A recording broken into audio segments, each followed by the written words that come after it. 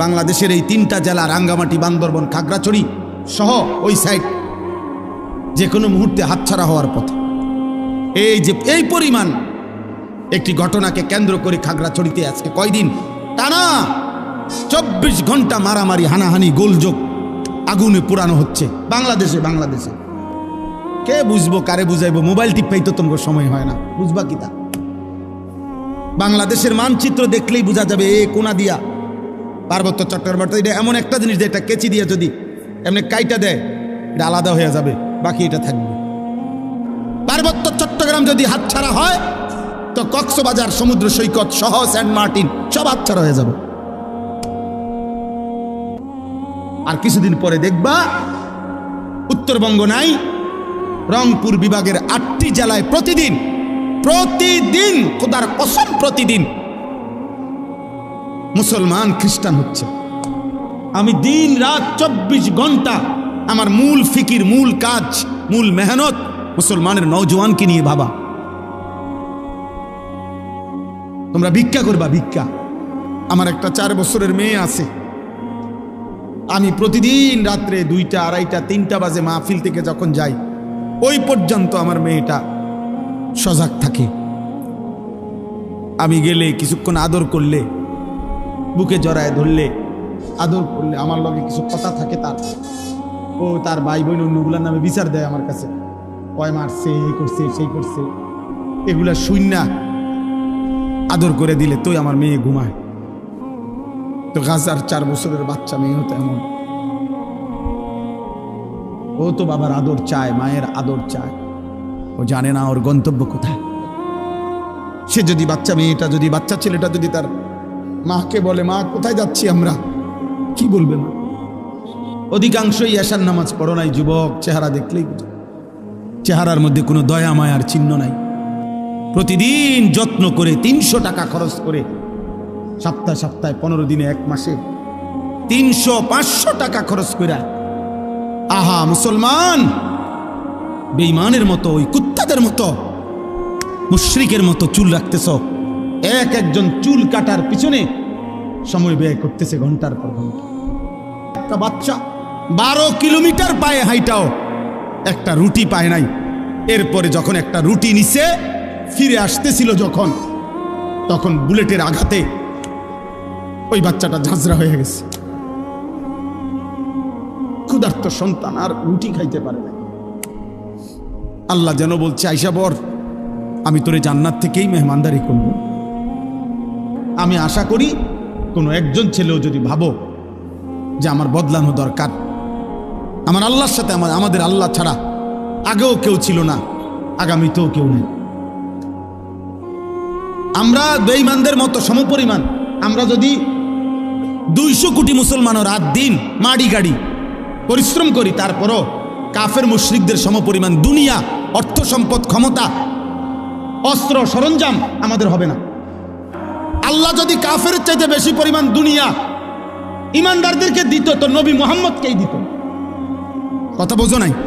রাসূলুল্লাহ সাল্লাল্লাহু আলাইহি সাল্লামকেই দিত, কারণ ওনার চাইতে বেশি তোমারে ভালোবাসে। কথা বলে না? নবীজির চাইতে বেশি ভালোবাসে তোমারে।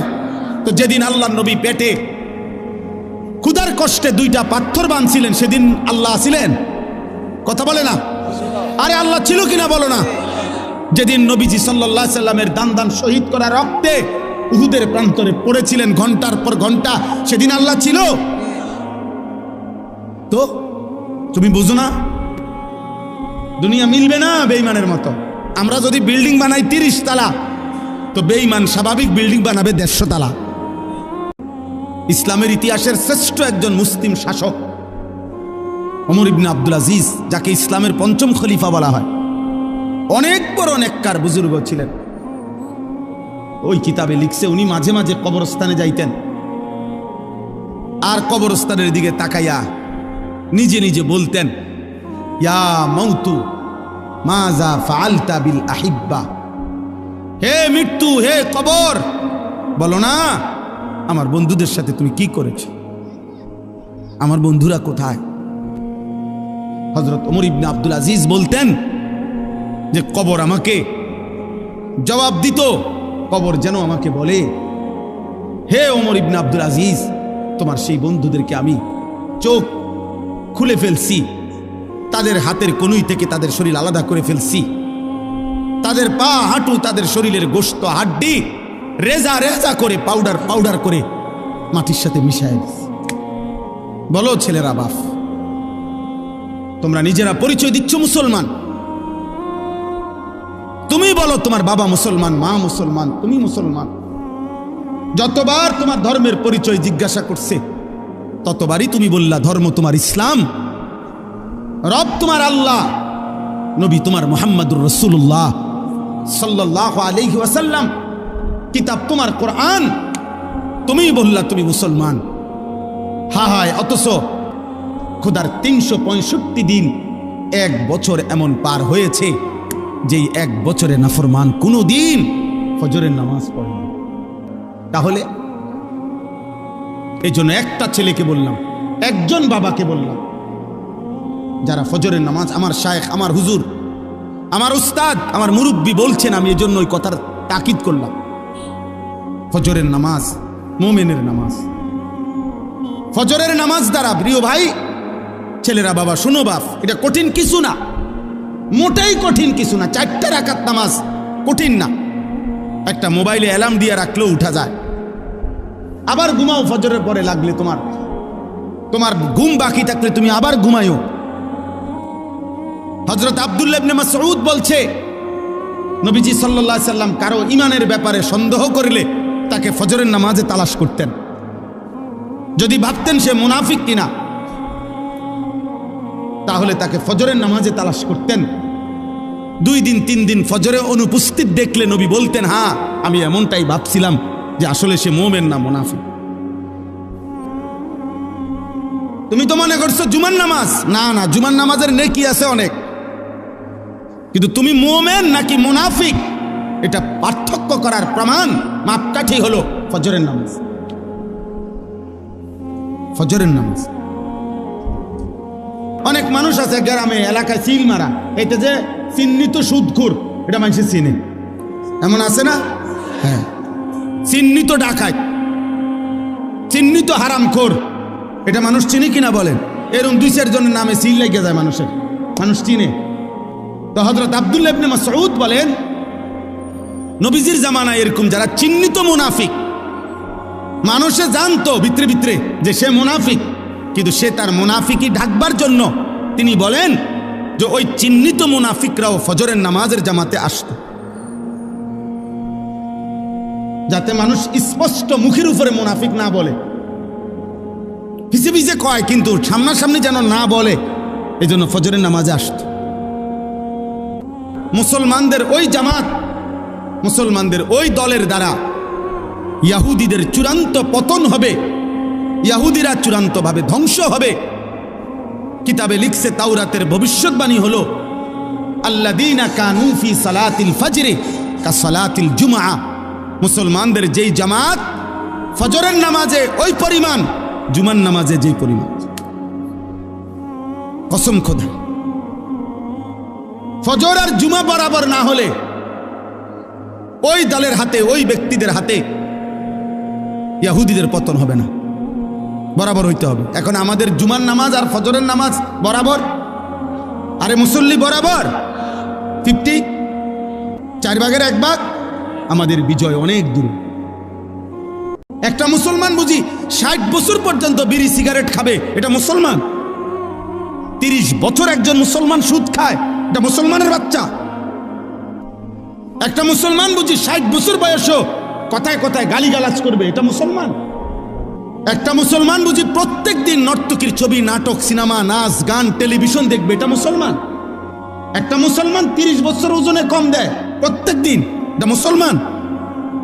যদি মানুষ হয়ে থাকো, জানোয়ার না হও, যদি ইনসান হও, যদি মায়ের পেটে জন্ম নিয়ে থাকো, যদি কোনো মুসলমান মার দুধ খাইয়া থাকো ছেলে, তাহলে মুসলমান এত বড় নিকৃষ্ট কেমনে হয়?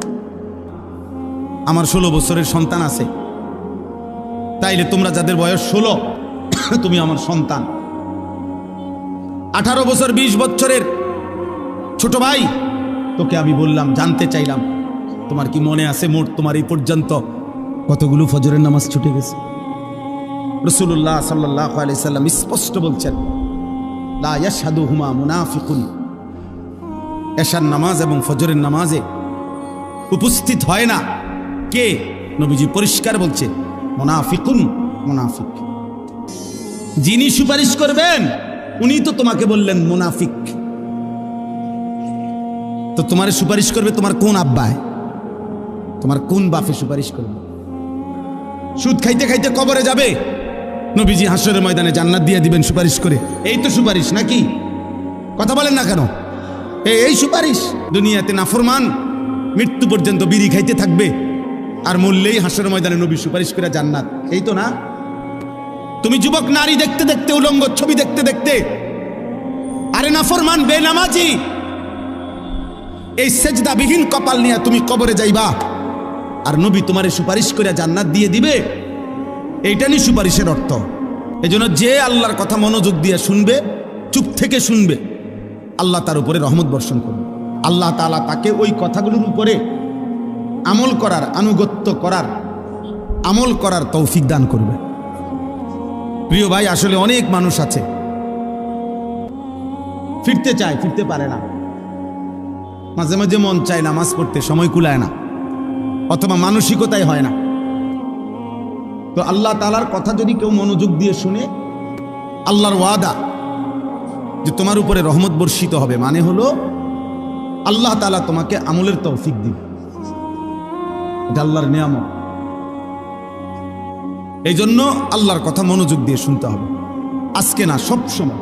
তো মনে করো আমারে মহব্বত করে আসছো, তো এটার মাকসাদ কি? যে উনি কোরআন সুন্নাহর কিছু কথা বলবে, এগুলো আমি শুনবো, এই নিয়তেই আসছো। তাহলে আয়সা যদি তামসা করো, তাহলে আসলা কেন ভাই? আয়সা যদি তুমি মোবাইল নিয়েই ব্যস্ত থাকো, তো আসলা কেন ভাই? এটা তো কোনো কথা না বাপ। আমি এই জন্যই বললাম, দয়া করে সমস্ত ছেলে বাবা সবার কাছে অনুরোধ, আল্লাহর কথা মনোযোগ দিয়ে শুনতে হবে। চোখের দিকে তাকাইয়া শুনলে বরকত। হাদিসে স্পষ্ট আছে, সাহাবায়ে কেরাম এভাবে আল্লাহর নবীর কথা শুনতেন। তো কোনো মোটা ডালের মধ্যে পাখি বসে, যেই ডাল নড়ে না, চিকন পাতলা ডালে, গাছের ডাল আর কি, যেটা শুধু নড়ে হালকা বাতাসেই, এটার মধ্যে পাখি বসে না। এতটাই স্থির মাথা, যে এত মনোযোগ, যেন মাথার উপরে আইসা পাখি বসছে। রাসূলুল্লাহ সাল্লাল্লাহু আলাইহি সাল্লামের কথা সাহাবায়ে কেরাম এভাবে শুনতেন, এভাবে শুনতেন। প্রতিটা মসজিদ ভাঙ্গা নতুন করে একতলা মসজিদ দোতলা করে, কোন দুঃখে? জুমার নামাজ। কথা বলে না কেন?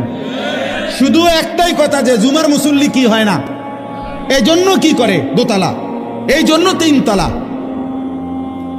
তাহলে মুসলমানের উপরে জুমার নামাজ শুধু ফরজ? যদি মনে করতা, দেখতা যে না, জায়গায় জায়গায় শুধু হুজুররাই ফিডা খায়, তাইলে না হয় ইসলাম ছেড়ে দিতা। ইসলাম ছাড়বা কেমনে? পরিচয় আড়াল করবা, চুল রাখছো কাফেরের মতো, জামা প্যান্ট, 18 বছর 20 বছরের ছেলে হাফ প্যান্ট পরে, মারু হাফ প্যান্ট পরে, সেইটারে ফ্যাশন মনে করছে। তোমার ভোটার আইডি কার্ড, তোমার জন্ম নিবন্ধন সনদ, তোমার টিকা কার্ড, তোমার পাসপোর্ট, ওইখানের মধ্যে তো তুমি লিখেই দিছো তোমার ধর্ম ইসলাম। পৃথিবীর যেই কোনো এয়ারপোর্টে তোমার পাসপোর্ট পাঞ্চ করলেই তো পরিচয় আসবে তুমি মুসলমান। তাইলে জামা পোশাক দিয়া যতই তুমি অন্যের সুরত ধরো না কেন, নিজের ইসলাম লুকাবা কেমন? কিন্তু দোস্ত আমার, বন্ধু, একটা ছেলে ভাইব, হয়তো একদিন মোবাইল থাকবে না, ফেসবুক থাকবে না, ইউটিউব থাকবে, থাকবেও না। ফেসবুক ইউটিউবের এখন আর বেল নাই, এর চাইতে লেটেস্ট প্রযুক্তি, AI, চ্যাট জিপিটি, এর চাইতে অত্যাধুনিক প্রযুক্তি এখন আছে।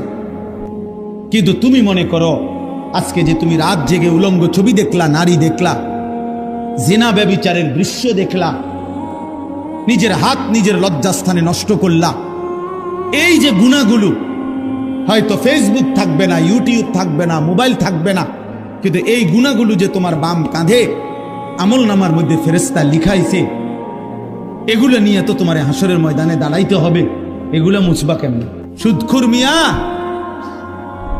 আমনেন একদিন মরে যাবেন, কিন্তু সুদের টাকার প্রতিটা গুনাহ যে ফেরেশতা লিখছে, এটা হাসরের ময়দানে মুছবেন কেমনে? প্রতিটা গালি, প্রতিটা মন্দ, প্রতিটা হারাম মুছবেন কিভাবে? এই পৃথিবী হাজারবার, লক্ষবার আমাদের নবীর একটা একটা কথা প্রমাণ করেছে, পরীক্ষা করছে কাফেররাও, বেঈমানরাও, নাস্তিকরাও।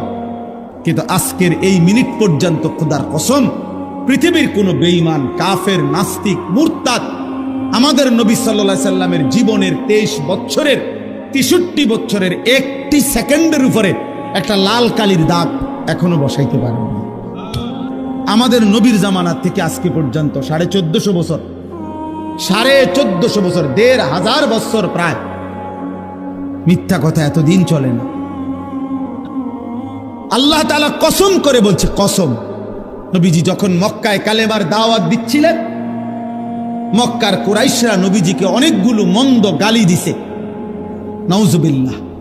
এর মধ্যে একটা গালি দিত, তারা বলতো মুহাম্মদ পাগল। এত নিয়ামত যার উপরে বর্ষণ হয়, সেই বন্ধু আমার পাগল হতে পারে? আল্লাহ বলেন, বন্ধু কষ্ট সয়ে যান, গালি শুনে যান, কালেমা বলে যান, ইমানের দাওয়াত দিতে থাকেন, আপনি আপনার ফেরি করতে থাকেন। আমি আল্লাহ ওয়াদা দিচ্ছি, আপনার জন্য আমি আল্লাহ অফুরন্ত, হিসাব ছাড়া, গোনা ছাড়া আমি বিনিময় পুরস্কার রেখে দিয়েছি। আল্লামা ইকবাল বলছে, হে নবী মুহাম্মদ, যত নবীর যত গুণ, ১.৫ লক্ষ নবীর যত গুণ আছে, সব যদি আপনার মাঝে তালাশ করি, আপনি একাই সব। ১.৫ লাখ সাহাবী, তার চাইতে বেশি, হাজার হাজার রাত নবীকে দেখছে, দিনে দেখছে, সকালে দেখছে, দুপুরে, চুল খোলা দেখছে, চুল ঢাকা দেখছে, কাপড় পরা দেখছে, চাদর পরা দেখছে, চাদর খোলা দেখছে। যেখানেই যতবার সাহাবীরা দেখছে, প্রতিবারেই সাহাবীরা বলছে, হায় রাসূল, আপনি সবচেয়ে সুন্দর। হারাম প্রেম হয় না, হারাম ভালোবাসা হয় না। এই মহব্বত, ভালোবাসা, এই শব্দটি ইসলামী দৃষ্টিকোণে কোনো হারাম জায়গায় ব্যবহার করা যায় না। নারীর সাথে বিবাহ বহির্ভূত কোনো মহিলা মেয়ের সাথে হালাল বিবাহ ব্যতীত অন্য যেই কোন রকমের সম্পর্ক, এটার নাম একটাই, জিনা। ছুঁয়ে দিলেও জিনা, কথা বললেও জিনা, তাকাইয়া থাকলেও জিনা, কানে শুনলেও জিনা, পায়ে হাঁটা চোখ গেলেও সাথে জিনা, অন্তরে কল্পনা করলেও জিনা, লজ্জাস্থান দিয়ে অপকর্ম করলেও জিনা। কত সংসারে কত মারামারি, হানাহানি, কোবাকুবি চলতেছে। আহা, এজন্য বিবাহ বহির্ভূত নারী পুরুষের সম্পর্ক, বিবাহিত পরকিয়া আজ হাজার হাজার, লাখ লাখ ঘরে। আপন স্ত্রী, আপন স্বামীর থেকে অন্য পুরুষের প্রতি আসক্ত বেশি। প্রতিদিন প্রতিদিন প্রতিদিন পরকিয়ার কারণে কত সংসার ভেঙে যাচ্ছে। এটা জিনা, এটা বেবিচার। হারাম কখনো ভালোবাসা হয় না। আল্লাহ আমাদের ছেলেদেরকে বুঝার তৌফিক দান করে। এই সমাজ নাই তো টিকানো যাবে না রে বাপ। এই প্রজন্ম একটা সময় ছিল দুষ্ট, বদমাশ, চরিত্রহীন, নেশাখোর, গাঁজাখোর, অসৎ, এরকম মানুষ সব যুগেই ছিল, ছিল কিনা বলেন না? কিন্তু একটি সমাজের মধ্যে যদি 200টা বাচ্চা হয়, ছেলে হয় 16 বছরের, এরা যদি 190 জনই নামাজ না পড়ে, 190 জনই যদি নামাজ না পড়ে, মা বাবা, বংশ, ইসলাম, দিন, ধর্ম, আল্লাহ, কোরআন, রসুল, তাহলে এই সমাজ টিকবে কেমনে? বা প্রতিটা মসজিদ ভাঙ্গা নতুন করে, একতলা মসজিদ দোতলা করে, কোন দুঃখে? জুমার নামাজ। কথা বলে না কেন? শুধু একটাই কথা, যে জুমার মুসল্লি কি হয় না, এই জন্য কি করে দোতলা, এই জন্য 3 তলা। তাহলে মুসলমানের উপরে জুমার নামাজ শুধু ফরজ? ফজরের মুসল্লি কমতে কমতে কোথায় আসছে বলেন? ফজরের মুসল্লি কমতে কমতে কোথায় আসছে? 5 ওয়াক্ত নামাজের মুসল্লি কমতে কমতে কোথায় আসছে? দুনিয়া 1000 বার বললেও, দুনিয়া 1 লক্ষ বার বললেও, তাম দুনিয়ার চাবি আপনার হাতে দেখাইলো যে আমি গোটা পৃথিবীটা আমার বাউন্ডারি ওয়াল, আর এটার একটা গেট, আর এই চাবিটা আমার হাতে, খোদার কসম এটাও কিছু না। তামাম দুনিয়ার মূল্য যদি আল্লাহর কাছে একটা মাছির ডানার পরিমাণ মূল্য থাকতো, নবীজি বলেন একটা বেঈমান, একটা নাফরমান আল্লাহর অবাধ্যতা করে এক ঢোক পানিও পান করতে পারতো না। এজন্য আল্লাহ ফেলে রাখছে, যাও বান্দা দস্তরখানের মতো, দুনিয়া আমার খোলা দস্তরখান, সবটা দুনিয়া ভোগ করো। কিন্তু দেখার বিষয় হলো রব্বুল আলামিন বলে, বান্দা গুনে গুনে হিসাব করে বুঝ দিয়ে এরপরে আখেরাত দেব। আখেরাতের এক ঢোক পানি মিলতেও আমারে সেজদা বুঝায় দিতে হবে। শুক্রবার আপনাদের মসজিদের যিনি ইমাম সাহেব জুমার খুতবা দেয়, উনার বয়ান মনোযোগ দিয়ে শুনুন। সব হুজুরে সারা বাংলাদেশে চিনতে হইব, এটা জরুরি। সব হুজুর জনপ্রিয় হইতে হইব, সব হুজুর একবারে বক্তা হইতে হইব সারা বাংলাদেশে। এটা কোনো কোরআন সুন্নাহ বলে নাই। অনেক বয়স্ক লোকের মানসিকতাই ভালো আছে মাশাআল্লাহ, তারা তিনজন আল্লাহর রহমতে বিদেশ, আপনার দোয়ায় চারোগামাইয়াও বিয়ে দিয়ে লাইছি, বাড়িতে একখান বিল্ডিংও করছি আল্লাহর রহমতে, 4টা রুম, ভিতরে 2টা বাথরুম, বাথরুমও টাইলস, মাশাআল্লাহ কামিয়াব চাষা টাইলসে মতে। তাহলে আমরা যদি মনে করি একজন সন্তান ইটালি থাকলে যদি এত বড় সফল হন আপনি, তো যারা ইটালি জন্ম নিছে মাথা না, হেরা কি কহলটা লই আইছে, কি আর খাও তুমি আর আমি বাপ, ফাঙ্গাস আর তেলাপিয়া, ধন্যবাদ আর কাঁচামরিচ, পারমের মুরকা আর কক মুরকা, আর কি এই তো সামান্যটুকু খাবার। একটা আসলি মাছ, একটা আসলি মুরগি, একটা আসলি মানে আসল তরকারি, আসল জিনিসটা খুঁজে পাওয়া এখন দুষ্কর না, কঠিন কিনা বলেন না? তো আর কি ভোগ করলাম, সবই তো নকল, হাসিও নকল, কাশিও নকল। এই জন্য যুবক মনে রেখো বাপ, সিনেমার ওই নর্তকী সুখে নাই, নাটকের ওই নর্তকী সুখে নাই, রাস্তার ওই বেহায়া নারী সুখে নাই। ও মূলত যে হাসে, ও যে রূপ দেখায়, যৌবন দেখায়, ও তো টাকা পয়সার বিনিময়ে দেখায়। ওর হাসিটার মধ্যে টাকা, ওর কাশির মধ্যে টাকা, ওর কান্নার মধ্যে টাকা। ও তো টাকায় হাসে, টাকায় কাঁদে।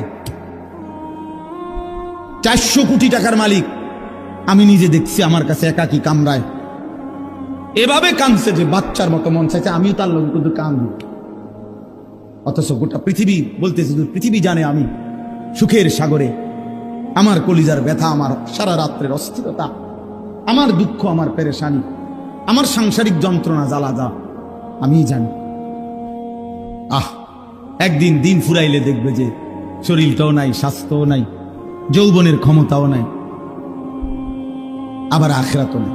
আখিরাত আইব কইতে তো আমলই করে নাই, নামাজে পড়ে নাই। নারীর আসক্তি মানুষকে মুশরিক বানায়। কিভাবে?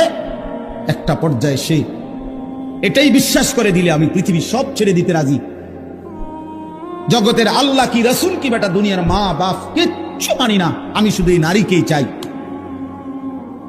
তাহলে এই নারী, এর জন্য সে সব ছেড়ে দিল। আল্লাহ নবী সাল্লাল্লাহু আলাইহি ওয়াসাল্লাম বলছেন, লা ইয়াজনি জানি হিনা ইয়াজনি ওয়া হুয়া মুমিন।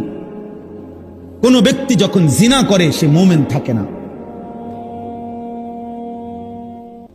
হারাম প্রেম হয় না, হারাম ভালোবাসা হয় না।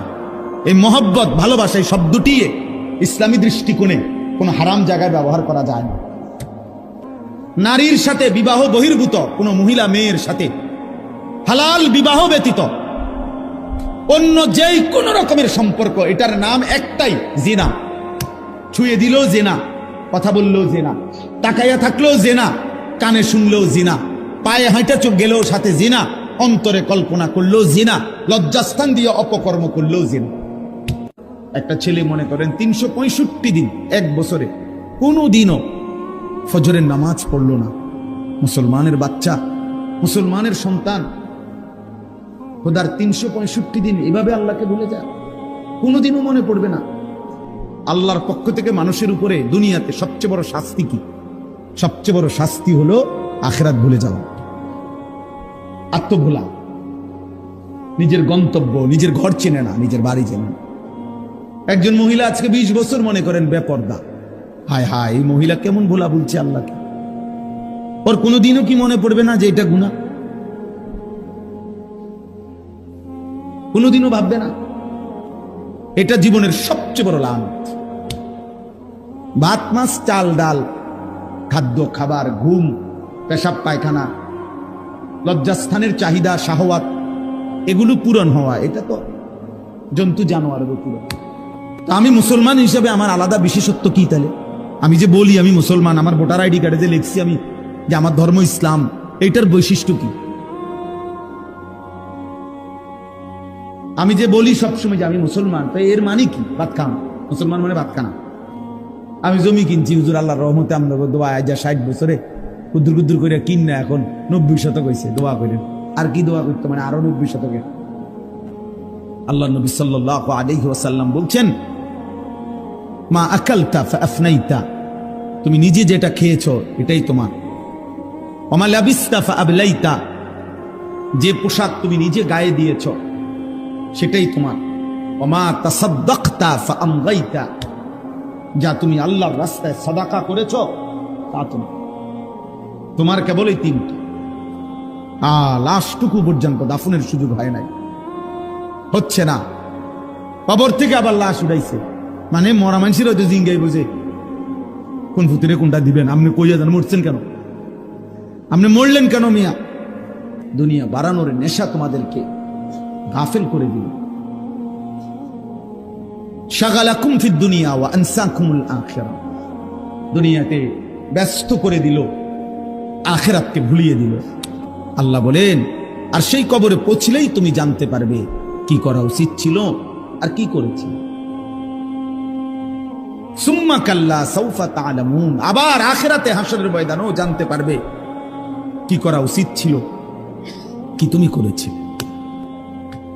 ওয়ালা ইয়াযুবু আন রাব্বিকা মিন মিসকালি যাররাতিন ফিল আরদি ওয়ালা ফিস সামা, সাত আসমান ও জমিনের এক বিন্দু, এক যাররা তোমার রবের আড়ালে নয়। আল্লাহ বলছে, আল্লাহ বলে, বান্দা যা করেছিলে সব তুমি তোমার সামনে উপস্থিত পাবে। ইয়াউমা তুবলাস সারাইর, গোপন বিষয়, অন্তরের ভেতরে যে কথা, সেগুলো সেদিন তোমার সামনে খুলে দেওয়া হবে। নারী দেখে, ছবি দেখে, উলঙ্গ দৃশ্য দেখে, নর্তকী দেখে, হারাম দৃশ্য দেখে কি কি ভাবছিল দিলে দিলে, আল্লাহ বলেন সেগুলো আমি খুলে দেখাবো। তোমার অন্তরের ভিতরের কথাগুলো আমি বের করে আনবো। আমি সব শুনেছি, সব জানি। তারা আমারে নামনে বুঝ দিলেন, আমি নামনে বুঝ দিলাম। হ্যাঁ, আমরা হুজুর পাবলিক মিল্লান রেজোরা তালি দিয়া পার হইয়া গেলাম। এরপর আখিরাত। যুবক ভাই, তোমরাও ভাই, তোমার ওই উশৃঙ্খল চুলের কারণে, চেহারার কারণে, তোমার এই বদবখ্ত আকৃতির কারণে হয়তো অনেকে ভয়ে আতঙ্কে তোমারে কিছু বলে নাই। কারণ দেখতেই বোঝা যায় সন্ত্রাসী, দেখতেই বোঝা যায় চেহারা সুরতে আল্লাহ নাই, খোদা নাই, নামাজ নাই, রোজা নাই। এই জন্য হয়তো ভয়ে আতঙ্কে কেউ কিছু বলে নাই। কিন্তু তুমি নাফরমান, হাসরের ময়দানে কি বলবা? হ্যাঁ, কার মেয়ে দেখে নাক কাটাও, কার নারী, মোবাইলের ওই ছবি কার? যে নারীকে সারা রাত দেখে নষ্ট হইলা, ও তো তোমার মতো কারো মা, ও তো তোমার মতো কারো বোন। এক যুবক নবীজির জামানায় জিনা করতে চাইছে, নবী তাকে 5টা কথা বলছে। 5 বার নবীজি তাকে জিজ্ঞেস করছে কাছে আইনা, যে যুবক, এই জিনাটা তোমার মায়ের সাথে কেউ করুক, তুমি কি পছন্দ করো? যুবক বলছে, লা ওয়াল্লাহি, না আল্লাহর কসম নবী, আমি এটা পছন্দ করি না। নবীজি এরপরে বললেন, তুমি কি তোমার কন্যার জন্য এটা পছন্দ করো যে তোমার মেয়ের সাথে কেউ জিনা করুক? যুবক বলছে, লা ওয়াল্লাহ, আল্লাহর কসম নবী না। নবীজি বললেন, যুবক, তুমি কি পছন্দ করো তোমার বোনের সাথে কেউ জিনা করুক? লা ওয়াল্লাহ। যুবক বলল, না আল্লাহর কসম। 4 নম্বরে নবী বলেন, আফা তুহিব্বুহু লি আম্মাতিক, তুমি কি তোমার ফুফির সাথে কেউ জিনা করুক, তুমি এটা পছন্দ করো? যুবক বলল, লা ওয়াল্লাহ, না না। 5 নম্বরে বললেন, আফা তুহিব্বুহু লি খালাতিক, তোমার খালার সাথে কেউ জিনা করুক, ব্যভিচার করুক, তুমি কি এটা পছন্দ করো যুবক? যুবক বলছে, না আল্লাহর কসম নবী, আমি এটা চাই না। ওই যুবক বলছে, ইয়া রাসূলুল্লাহ, আমার পুরা জিন্দেগি আপনার জন্য উৎসর্গ। যুবক তখন বলছি, আল্লাহর কসম নবী, ইন্নী তুবতু, আমি তওবা করলাম, আমার চোখ খুলে গেল, আমার দিল খুলে গেল, আমি এমন নাফরমানি আর কোনোদিন করব না, আমি তওবা করছি। অল্প কয়েকদিনের ভাত মাছ রুটি গোশত খাইতে দাও। আল্লাহ বলেন ছেড়ে দাও আদারনি, সুদখোরকে ছেড়ে দাও, ঘুষখোরকে ছেড়ে দাও, দুনিয়া কিস্তিখোরকে দুনিয়া ছেড়ে দাও, বেবিচারী হারাম করে নেশাখোরকে দুনিয়া ছেড়ে দাও। আল্লাহ বলেন ইন্না লাদাইনা আনকালাম ওয়া জাহিমা, আখিরাতে আমি রব্বুল আলামিন রেডি রাখছি জাহান্নামের আগুনের শিকল আর জাহান্নামের ধাউ ধাউ আগুন। হালাল উপার্জনকারী বেচারার বেতন হুদা ৬,০০০, ইমাম সাহেব ৯,০০০ টাকা বেতন, অথচ বেটাও জোয়ান। বেটায় বুঝে না সিএনজি চালালে একটা ভালো ইনকাম, এটা ইমাম সাহেব বুঝে না, এটা ইমানদার বুঝে না। তো ১ লাখ টাকা কোন রকমে মিলাইয়া সুদে লাগাইলে, হ্যাঁ, এটার থেকে যে ১০,০০০ টাকা আইব, এটা বুঝে না। এটা না বুঝের কি আছে, কিন্তু ফেস তো হইল আখিরাত। ইমাম সাহেব আটকায় গেছে তো আখিরাত, দিনদার আটকায় গেছে। যে সমস্ত লোক নামাজ পড়ে হালাল খাইতে চেষ্টা করে, শত অভাবের ভিতরে হারাম খায় না, হারাম নেয় না, অত আটকায় গেছে আখিরাতের কারণে। মক্কার কুরাইশরা, কাফেররা প্রতিনিয়ত তারা দুটা কথা বলতো নবীজিকে। এক বলতো, মুহাম্মদ, আমার শরীর, আমার জীবন, আমার ইচ্ছা, আমার স্বাধীনতা, সবকিছুর মালিক আমি। শরীর আমার, স্বাস্থ্য আমার, জীবন আমার, যৌবন আমার, টাকা আমার, বাড়ি আমার, সম্পদ আমার, সব আমার। আমার যেটা যখন মন চায় আমি তাই করব। এখানে আল্লাহ কি, আবার ওনার বিধান কি? ২, মক্কার কাফেররা নবীজিকে বলতো, মুহাম্মদ, এই কবর থেকে নিয়ে তুমি যা কও এটি সব দিয়ে একটা হইতো। কবর, হাসর, মিজান, ফুলসেরাত, বিচার, হাসাব, আমল নামা, ইডি হু দেখো তাই হইতো। নাউজুবিল্লাহ, তারা এই কথাগুলো বারবার নবীজিকে বলতো। ফালাউলা ইন কুনতুম গায়রা মাদিনিন, যদি তোমরা বলে থাকো কবর হবে না, আখিরাত হবে না, আর কোথাও ফিরতে হবে না তোমাদেরকে, আমি আল্লাহ পাক পারবো না এগুলা, তাইলে তো নিশ্চয়ই আমি এই রুহুও তো সরাই থাকতাম না। কারণ আমি যদি ওইটি পারতাম না, তাহলে এটা পারবো কেমনে? তো কাজে তারজিউনাহা ইন কুনতুম সাদিকিন, হে নাফরমান, তোমরা তোমাদের দাবিতে যদি সত্যবাদী হও, তো তোমাদের এই স্বজনের রুহুটা তার আপন জায়গায় ফিরে। তো যেহেতু এটা পারলা না, আমি আল্লাহ তো পারলাম, আমি তো রুহুটা বের করে নিলাম, তা আমি ওইটাও পারব।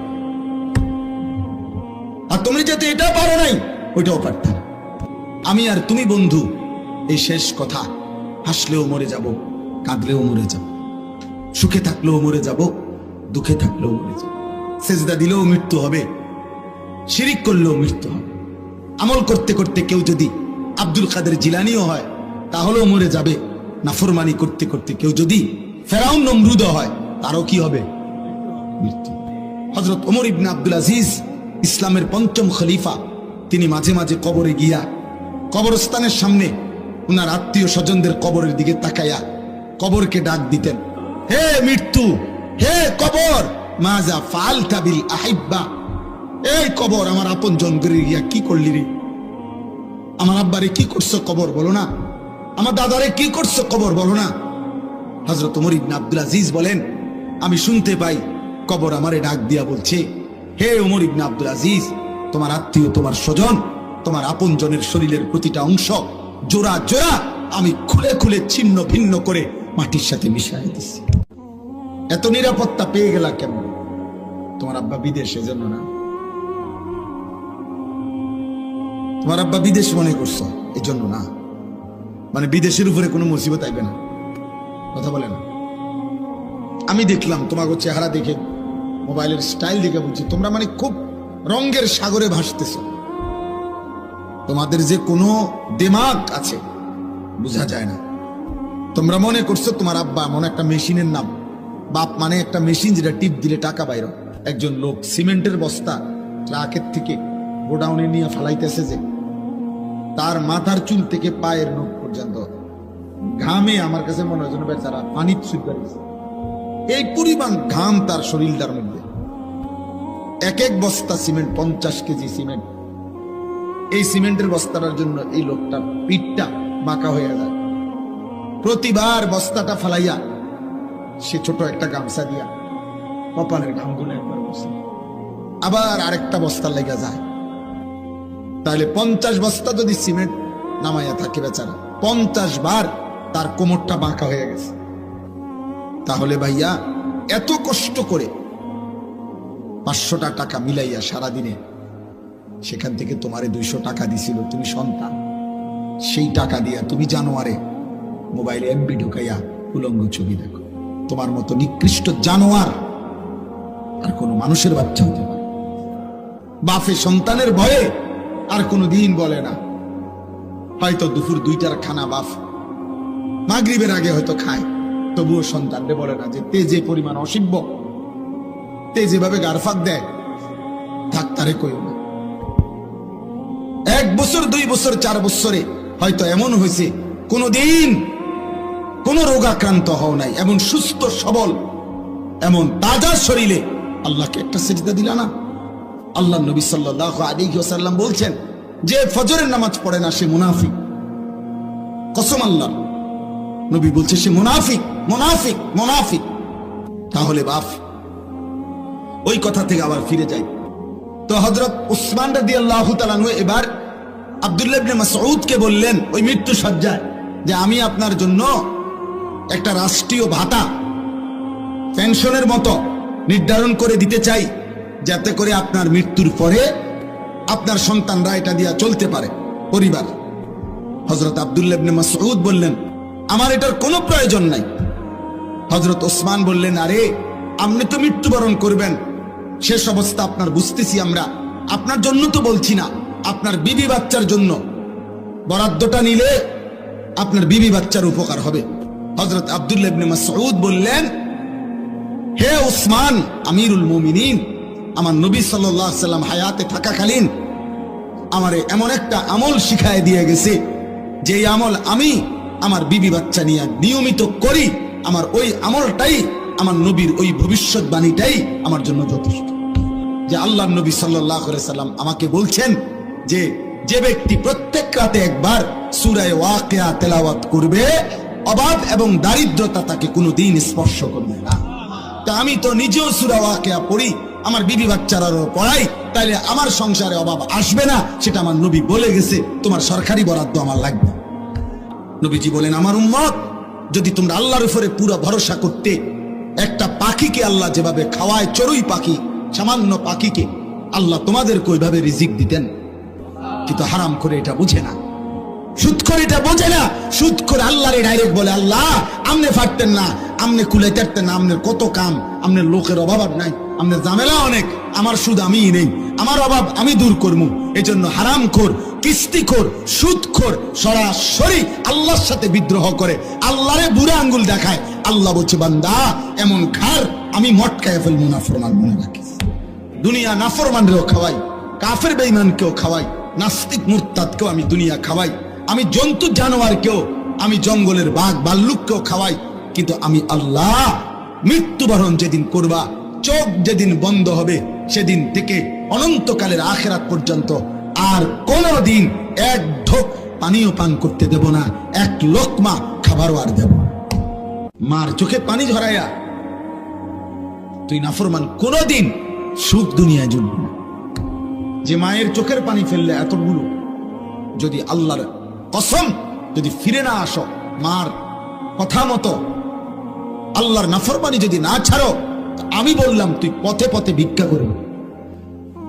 কয়শো নজির লাগবে তোমার, কয় হাজার দলিল লাগবে। বাপেরে কষ্ট দিয়ে সুখে থাকবা। হ্যাঁ, সারাদিনে যেই বন্ধু এক ওয়াক্ত নামাজ পড়ে না, ওই বন্ধু হয়তো শয়তান। সারাদিনে মোবাইলে নারী ছাড়া, ছবি ছাড়া আর কিছু দেখে না, যে হয়তো শয়তান। নবীজি বলছে সমস্ত গুনাহ, প্রত্যেক পাপের শাস্তি আল্লাহ চাইলে নির্দিষ্ট সময় আখিরাত পর্যন্ত, হাসরের ময়দান পর্যন্ত বিলম্ব করতে পারে, কিন্তু ইল্লা আকুল ওয়ালিদাইন, খোদার কসম নবী বলছে, তবে মা বাবার নাফরমানি ব্যতীত। মা বাবারে কষ্ট দিছে, চোখের পানি ফেলছে, মা বাবার নাফরমান সন্তান, নবীজি বলছে তার মৃত্যু হবে না, তারে আল্লাহ জমিনে বেইজ্জতি না করা পর্যন্ত। মৃত্যু আমাদেরকে বরণ করতেই হবে, আমাদেরকে কিন্তু চলে যেতে হবে, আমরা স্বীকার করি বা না করি। বুঝি কিংবা না বুঝি আমরা মরে যাব বাপ। কিশোর ভাই, যুবক ভাই,